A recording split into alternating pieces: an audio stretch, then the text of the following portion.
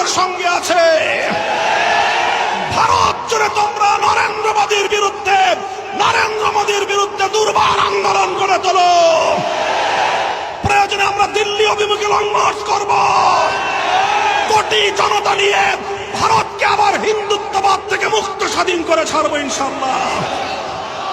প্রয়োজনে বাংলাদেশের সীমান্তবর্তী অঞ্চলগুলোতে ভারতের মুসলমানরা যদি নরেন্দ্র মোদীর বিরুদ্ধে কোন কার্যক্রম গ্রহণ করে, বাংলাদেশের মুসলমানরা সীমান্তবর্তী এলাকাগুলোতে ভারত বিরোধী প্রতিবাদী কর্মসূচি পালন করবে ইনশাআল্লাহ।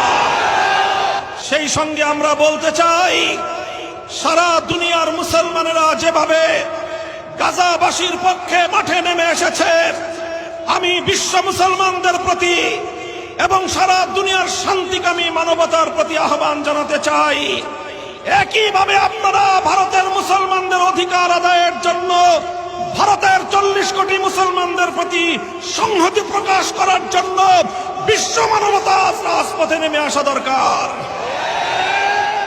ঠিক একইভাবে আমরা বলতে চাই, সারা দুনিয়ার মুসলমানদের এবং মানবতাবাদী জনগণের চেয়েও বাংলাদেশের মুসলমানদের, বাংলাদেশের জনগণের দায়িত্ব অনেক বেশি।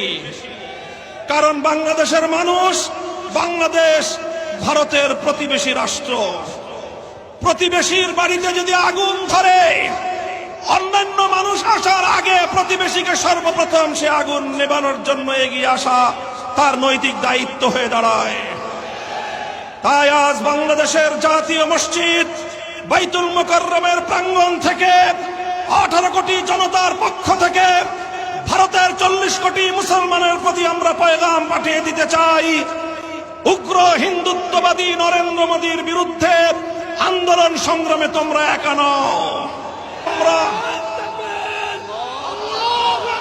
নরেন্দ্র মোদীর বিরুদ্ধে অ্যাকশন, অ্যাকশন, নরেন্দ্র মোদীর বিরুদ্ধে অ্যাকশন, অ্যাকশন, অ্যাকশন, নরেন্দ্র মোদীর বিরুদ্ধে মামুনুল হকের অ্যাকশন, অ্যাকশন, আমিনা মজলিসের অ্যাকশন, অ্যাকশন, বাংলাদেশের অ্যাকশন।